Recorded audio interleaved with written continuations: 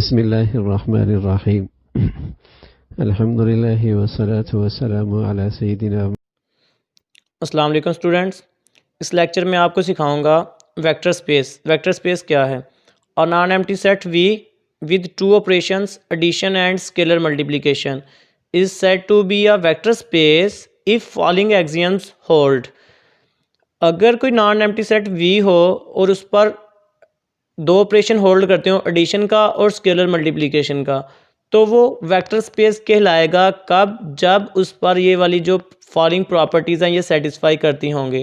पहली प्रॉपर्टी क्या है? For all U V belongs to V. ये हमारे पास कोई नॉन एम्प्टी सेट वी है, कोई भी हो सकता है। तो पहली प्रॉपर्टी क्या चेक करनी है कि उसमें से दो एलिमेंट हमने लेने हैं, यू और वी, तो उनको ऐड करें। तो ऐड करने के बाद भी आंसर वी में ही होना चाहिए। पहली प्रॉपर्टी का नाम क्या है? कोलेयर। इसको बोलते होते हैं कोलेयर। उसके बाद जैसे कोलेयर क्या है? जैसे set of natural number of 1 2 3 up to so on. तो इसमें से हम कह सकते हैं कोई से दो number 1 and 2 belongs to N. 1 और 2 एन से बिलोंग कर रहे हैं। और जब आप दोनों को ऐड करोगे 1 + 2 तो 3, तो वो भी किससे बिलोंग कर रहा है? एन से। तो इसका मतलब है इस पर कोलेयर प्रॉपर्टी होल्ड करती है। तो पहली कौन सी प्रॉपर्टी होल्ड करनी चाहिए? Closure. Second property associative. Second property का नाम है एसोसिएटिव। एसोसिएटिव प्रॉपर्टी क्या होती है? जैसे ये सेट हमारे पास नेचुरल नंबर है, तो 3 एलिमेंट ले लेते हैं। 1, पहले वैसे लिख लेते हैं 1 2 3, ये belongs to N. For 1 2 3 belongs to N. अब होना क्या चाहिए? 1 + 2 + 3। एक बार ब्रैकेट इनके गिर्द लगा देते हैं, फिर 1 + 2 + 3। पहले ब्रैकेट आखिरी दो को दे दी और फिर ब्रैकेट फर्स्ट 2 को दे दी।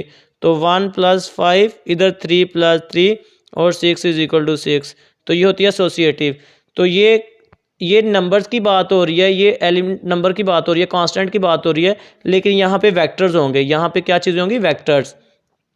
तो एसोसिएटिव प्रॉपर्टी होल्ड करनी चाहिए। तीसरी, ये मैंने क्या लिखा हुआ है? थर्ड तो वैसे जो है ना आइडेंटिटी होती है।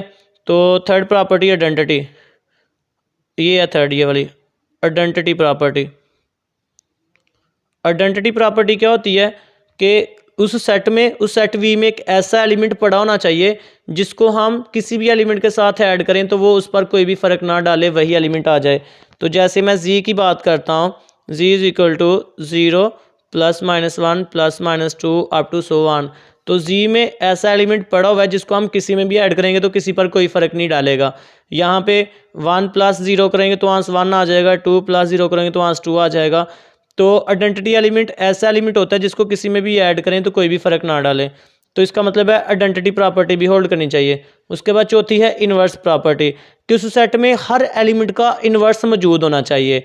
हर एलिमेंट का इन्वर्स होना चाहिए कि जिसको हम आपस में ऐड करें तो आंसर आइडेंटिटी एलिमेंट आए। तो चौथी प्रॉपर्टी क्या है? इन्वर्स। इन्वर्स प्रॉपर्टी, जैसे ये जी की ही मिसाल ले लें, तो यहाँ पे हर +1 के लिए -1 भी मौजूद होता है। 1 प्लस उसका -1 मौजूद है, जब दोनों को ऐड करेंगे तो आइडेंटिटी आ जाएगा। तो ये कांस्टेंट की बात हो रही है।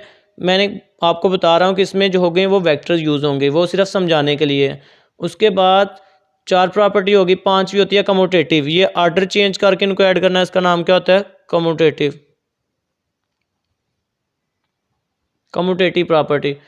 तो इसका मतलब है कि एक set V non empty set कब वेक्टर स्पेस कहलाएगा? जब वो फॉलोइंग प्रॉपर्टी सेटिस्फाई करवाएगा, जिनमें से ये 5 हमने कर ली। छठी क्या है? कोई सा नंबर सी स्केलर ले लें और एक एलिमेंट ले लें उसका हम सेट वी का यू, और दोनों को मल्टीप्लाई करें और जो answer for U belongs to V किसी स्केलर से मल्टीप्लाई करने के बाद भी आंसर वी से ही आए, आंसर वी में ही मौजूद होना चाहिए। जैसे हम कोई वेक्टर ले लेते हैं हम r² से। हमने कहा हम 2 डायमेंशन स्पेस v को कह लेते हैं कि v क्या है? r² है। और इसमें से कोई वेक्टर ले लेते हैं u वेक्टर ले लिया, x and y। For example मैंने ये वेक्टर ले लिया।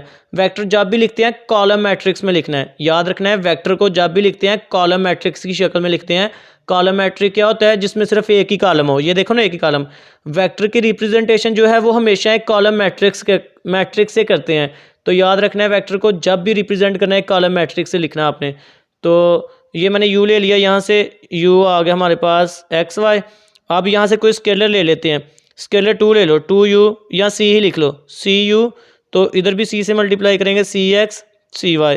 अब देखो उसका जो ऑर्डर है वो क्या है, 2/1। इसका ऑर्डर क्या है, 2/1। जो मल्टीप्लाई करने के बाद आंसर है उसका भी आंसर क्या है, 2/1। इसका मतलब है अगर ये आर स्क्वायर से बिलोंग कर रहा है तो जो आंसर है वो भी कितनी डिमेंशन का है, वो भी 2 डिमेंशन का, वो भी इसी से बिलोंग कर रहा है। तो हम कह सकते हैं कि ये प्रॉपर्टी भी होल्ड करनी चाहिए। उसके बाद क्या है, दो वेक्टर ले लेने हैं वी में से और एक स्केलर ले लेना है और उस पर डिस्ट्रीब्यूटिव प्रॉपर्टी अप्लाई करनी है। डिस्ट्रीब्यूटिव का मतलब है सी को इसके साथ अलग डिस्ट्रीब्यूट कर देना है और वी के साथ अलग डिस्ट्रीब्यूट कर देना है। यहाँ से आप क्या कर सकते हो, दोनों के आंसर अलग-अलग निकाल के फिर भी इक्वल प्रूफ कर सकते हो, या दोनों को जो है ना एक साइड को लेके दूसरी साइड प्रूफ कर दो फिर भी ठीक है। सातवीं property, distributive property of scalar, distributive property of multiplication over addition, ये इक्वल होनी चाहिए। उसके बाद आठवीं प्रॉपर्टी क्या है, अब कोई से दो स्केलर होने चाहिए और एक वेक्टर होना चाहिए, तो वेक्टर को दोनों पर डिस्ट्रीब्यूट करना है, सी पर अलग डी पर अलग, और ये दोनों साइडें भी इक्वल होनी चाहिए। उसके बाद ये आगे हमारे पास नाइन्थ वाली प्रॉपर्टी है।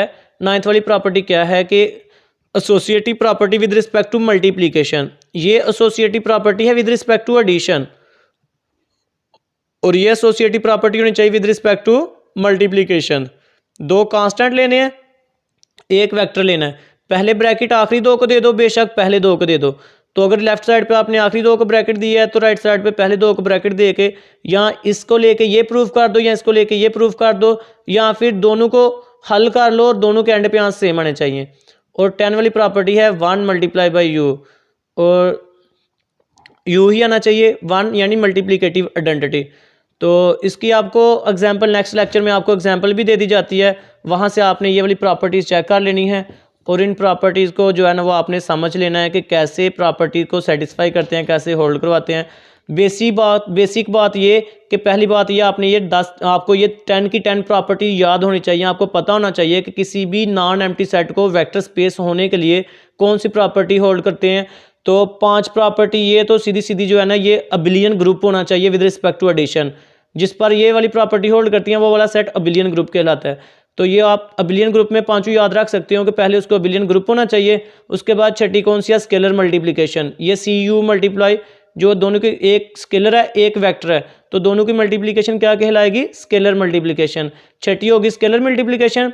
सातवीं होगी कांस्टेंट की दो वेक्टर पर डिस्ट्रीब्यूटिव। आठवीं होगी दो कांस्टेंट की एक वेक्टर पर डिस्ट्रीब्यूटिव। और 9th वाली होगी दो कांस्टेंट और एक वेक्टर पर एसोसिएटिव। और 10 वाली होगी मल्टीप्लिकेटिव आइडेंटिटी। आप इनको इस तरह से याद रख सकते हैं। अल्लाह हाफिज़।